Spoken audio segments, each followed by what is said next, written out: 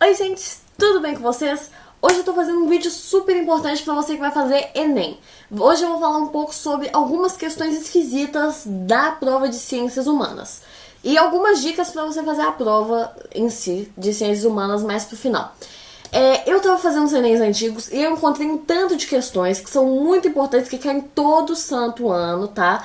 Que são questões nem de história, nem de geografia, nem de filosofia, questões de ética, entre aspas.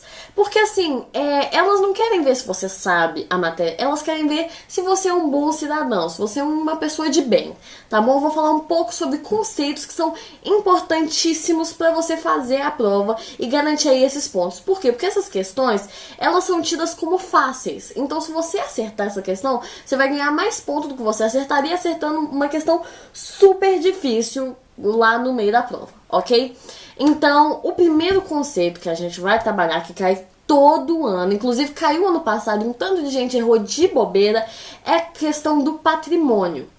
Patrimônio, simplesmente patrimônio, é uma coisa que você quer preservar. Por que preservar? Porque preservar é importante. Olha só, você pode ser a pessoa mais malvada do mundo. Você pode achar que tem que queimar todas as obras de arte mesmo, e que tem que quebrar todos os prédios históricos, e que isso não importa, não tem a menor importância. Mas na hora do Enem, eu preciso que você seja a pessoa mais assim, preocupada com a conservação do patrimônio no mundo inteiro, porque o Enem preocupa demais com isso, ok? Então, assim, odeio obras de arte, sentei na mesa, vou fazer o Enem, eu sou a pessoa que mais ama a arte nessa vida inteira. A arte é a razão pela qual a nossa sociedade se construiu, razão pela qual estamos aqui, ok? Eu preciso que você valorize essas expressões artísticas. Eu vou falar mais sobre arte no decorrer do vídeo.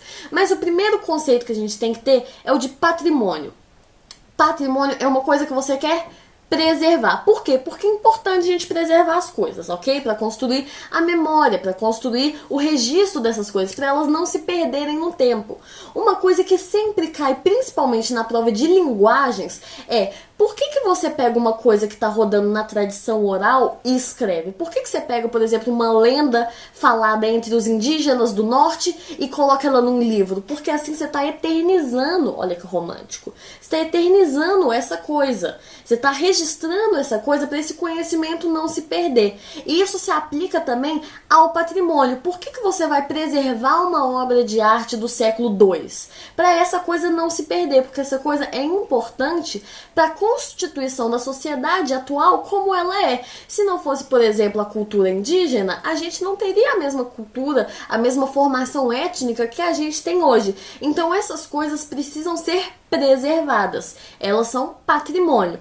E aí entra dois conceitos que foram os conceitos que caíram no Enem de 2014, que um tanto de gente errou por bobagem, que é o conceito de patrimônio material e patrimônio imaterial.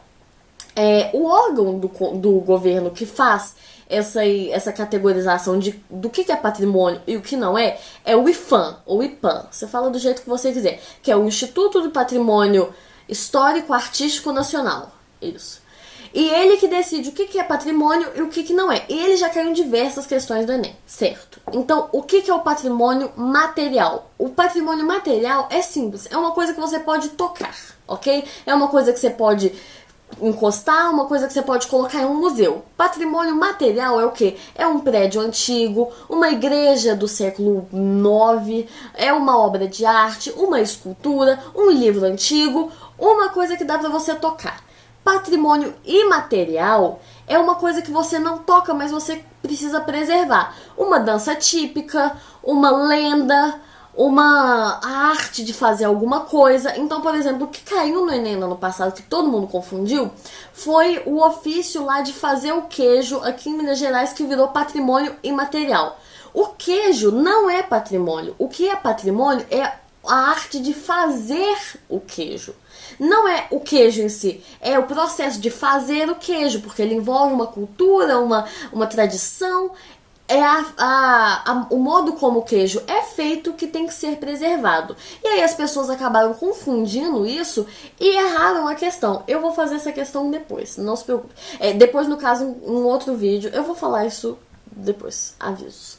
Enfim, então tem essa diferença de patrimônio material e patrimônio imaterial. É importante que você saiba diferenciar. Bem simples, ok? Passando para o próximo conceito, a gente entra na importância da luta popular por algum direito, por algum benefício, por alguma mudança. Certo? Sempre cai no Enem, por exemplo, falando, porque na Espanha houveram manifestações populares pedindo voto. Na Primavera Árabe ocorreram manifestações populares pedindo o fim das ditaduras. Isso sempre cai. Por quê? O que tem de semelhante entre os espanhóis que estão pedindo o direito de votar e os árabes que estavam pedindo o fim das ditaduras? Essas pessoas estão se mobilizando, estão fazendo uma luta popular pelos seus direitos. O Enem cobra muito isso, porque, por exemplo, a abolição da escravidão aqui no Brasil não foi só porque a princesa Isabel foi muito legal e compadecida e quis ser boazinha com os escravos. Não, foi porque teve uma luta social grande para levar a esse ocorrido. Foi porque os escravos faziam movimentos abolicionistas, porque tinha gente que escrevia cartas, porque tinha gente que escrevia livros tratando a respeito, porque havia movimentos sociais em prol dessa mudança. Então, assim, as mudanças não ocorrem do dia para a noite. Existe um movimento social e a participação popular para que essas mudanças aconteçam. Você precisa entender isso para fazer o Enem. Agora, voltando lá aos conflitos, às manifestações de Madrid e as da Primavera Árabe. O que tem em comum um espanhol que está querendo votar e um árabe que está querendo acabar com a ditadura? Eles estão fazendo manifestações por direitos. Essa questão aí da busca por direitos é uma questão muito importante porque sempre cai no Enem. Os direitos.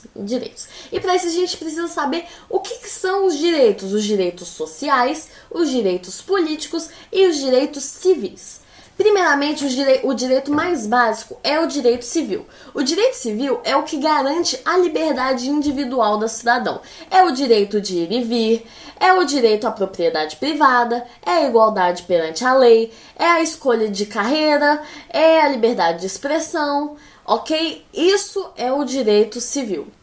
Agora, passando para o direito político, o direito político nada mais é do que o seu direito de fazer parte do governo, de participar no governo. É o direito de votar e de ser votado. Já os direitos sociais são os direitos que garantem a participação do indivíduo na riqueza coletiva. O Estado tem os bens, as riquezas, o dinheiro. Os direitos sociais são os que dividem esses direitos e esses recursos entre a população para garantir a igualdade entre as pessoas. Então por exemplo, o direito à educação, o direito à saúde, o direito a seguro-desemprego, maternidade. Esses direitos são os direitos sociais. Então, voltando ao exemplo, o que o espanhol que está lutando pelo direito de votar tem de semelhante com o árabe que está lutando contra uma ditadura? Eles estão lutando pelos seus direitos. O espanhol que quer o direito de votar está lutando por um direito político. E o árabe também está lutando por um direito político. Ele quer escolher o seu representante. Ele não quer ter um governante imposto. Ele quer escolher, ele quer votar, ele quer ter uma eleição justa. Eles estão lutando por direitos políticos. Eles estão lutando pela ampliação da democracia, pela ampliação da cidadania. Isso cai muito em relação também à Roma Antiga, quando eles pegaram as leis orais, que só a elite romana tinha acesso, e escreveram essas leis. Porque agora que eles escreveram as leis, todos têm o direito de saber as leis, todos podem saber quais são os seus direitos e quais são os seus deveres como cidadão. Eles estão lutando pela ampliação da cidadania quando eles fazem isso. Outro exemplo interessante é o voto feminino no Brasil, porque antes do voto, o cidadão, ou seja, a pessoa que podia usufruir dos seus direitos, que podia participar da política e ter todos os seus direitos civis, políticos e sociais garantidos, eram apenas os homens. Agora que todas as mulheres e todas as pessoas, os analfabetos, podem votar, o que aconteceu? A ampliação da cidadania. Isso é um conceito muito importante que eu preciso que você saiba para o Enem também, ok? Agora, a gente entra em outro conceito muito importante que já caiu diversas vezes e continua caindo. É uma palavra meio esquisita. Eu não preciso que você saiba de cor essa palavra. Eu só quero muito que quando você ver essa palavra, quando você encontrá-la, você se lembre do que ela significa. Essa palavra é alteridade. Alteridade é o que é característico do outro.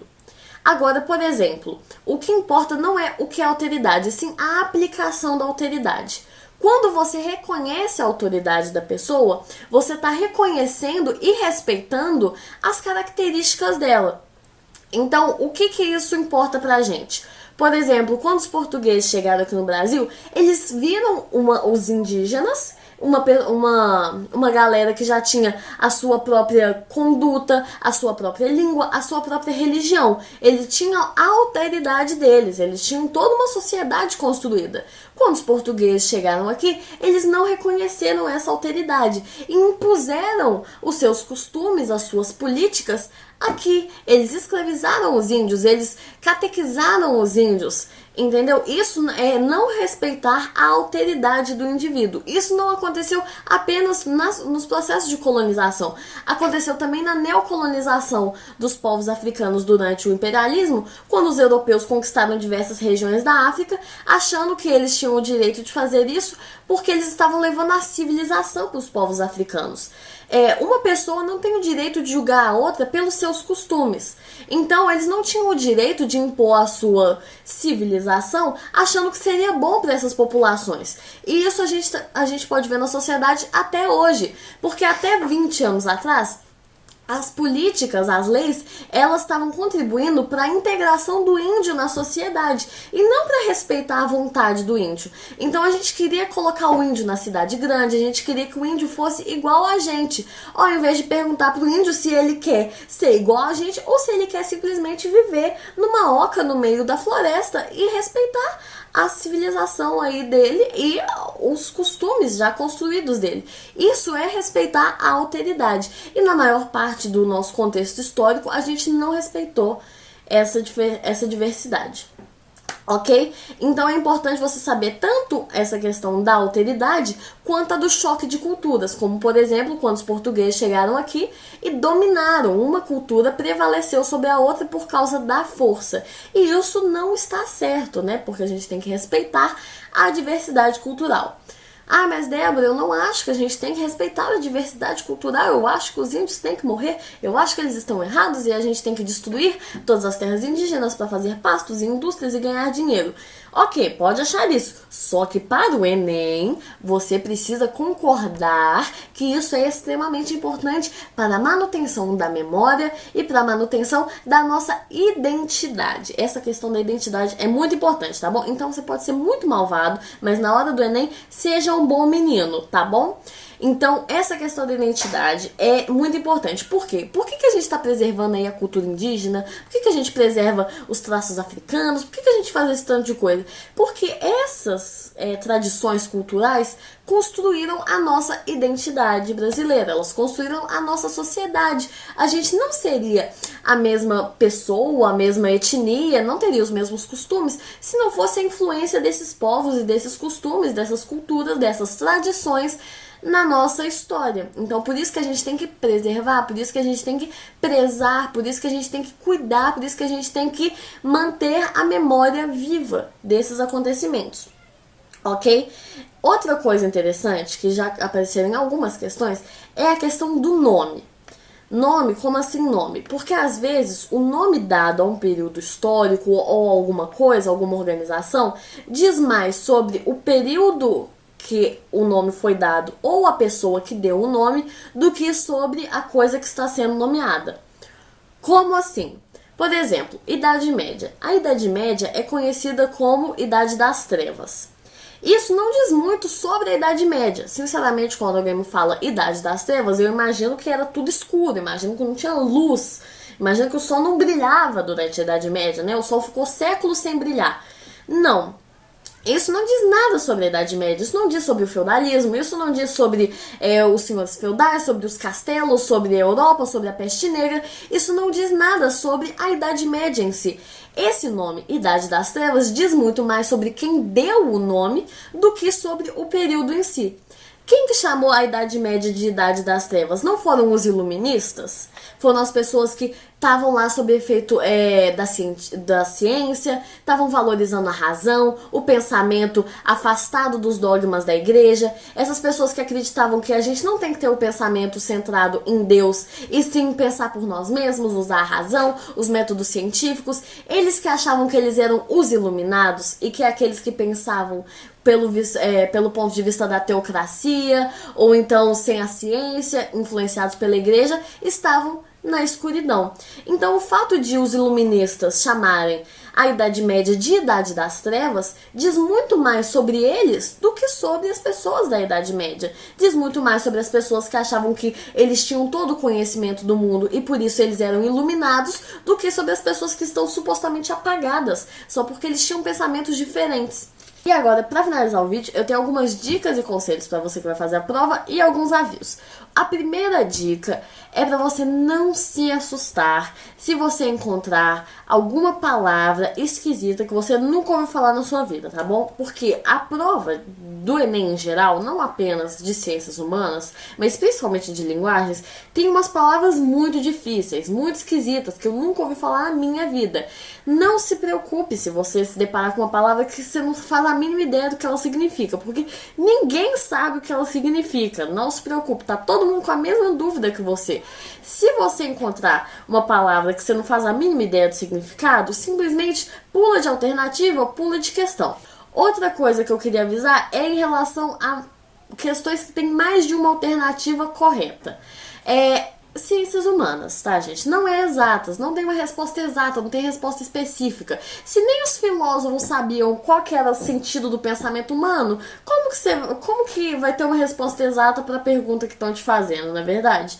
Então, às vezes, tem muitas questões que tem mais de uma alternativa certa. O que você tem que fazer nesse caso é ver qual dessas alternativas responde melhor a pergunta que está sendo feita. Porque às vezes as alternativas têm fatos corretos e concisos, só que eles não estão respondendo a pergunta que está sendo feita, a pergunta o que ele quer, o que a questão quer que você responda. Então eu preciso que você preste atenção nisso. Para a última coisa, quando eu fui estudar para fazer esse vídeo, eu fiz 5 Enems. Eu fiz o Enem de 2009, Enem de 2012, 2 Enems de 2012, o primeiro e segundo aplicação, e o Enem de 2014. Eu achei mais de 30 questões que tratavam a respeito desses temas. Eu juntei todas essas questões e formulei uma lista de exercícios, e ela tá aqui, o primeiro link da descrição, para você baixar essa lista, tá? É de graça. Se o site que eu hospedei o documento pedir dinheiro, não preocupa não, clica em outro lugar aí, que é de graça aí a lista para você resolver os exercícios. Eu sei que tá muito em cima da hora, então tenta fazer um ou outro de cada Enem, de cada ano. Não faz todos os de 2009 e deixa os outros pra lá. Faz um pouco de cada ano. E caso você não tenha tempo, essa semana ainda, até sexta-feira, vai sair um vídeo comigo respondendo algumas dessas questões pra você ter uma ideia aí de como que isso cai no Enem. Então, assim, se for menos maçante pra você, você pode fazer o exercício comigo, ok? E também, outro aviso é que até sexta-feira vai sair também a parte 2 do dicionário histórico, em que eu falei um pouco sobre capitalismo, socialismo, anarquismo e muitos outros regimes políticos. É importante também para o Enem, tá bom? Então, até sexta-feira vai sair o vídeo comigo respondendo exercícios, a parte 2 do dicionário histórico, e até no sábado, provavelmente vai sair no sábado à tarde aí. Quando você chegar no Enem, já vai estar disponível para você um vídeo com últimas dicas aí para você fazer uma redação top no domingo, tá bom? Eu recebi muitas dúvidas em relação à redação, e eu inclusive quero mais dicas do que vocês querem ver nesse vídeo de redação. Eu ainda vou formulá-lo. Eu recebi muitos pedidos de gente querendo mais citações de filósofo, mais referências históricas, alguns temas de redação. Eu acho temas desnecessários, porque se você souber fazer uma redação boa, não importa o tema, você vai fazer uma redação boa, sendo sobre crise hídrica, sendo sobre reforma política, sendo sobre qualquer coisa. Então, escrevam aqui nos comentários, primeiramente, o que vocês acharam desse vídeo, se foi útil para vocês, se vocês estão conseguindo fazer a lista de exercícios, se vocês estão tendo dúvidas em algum exercício da lista.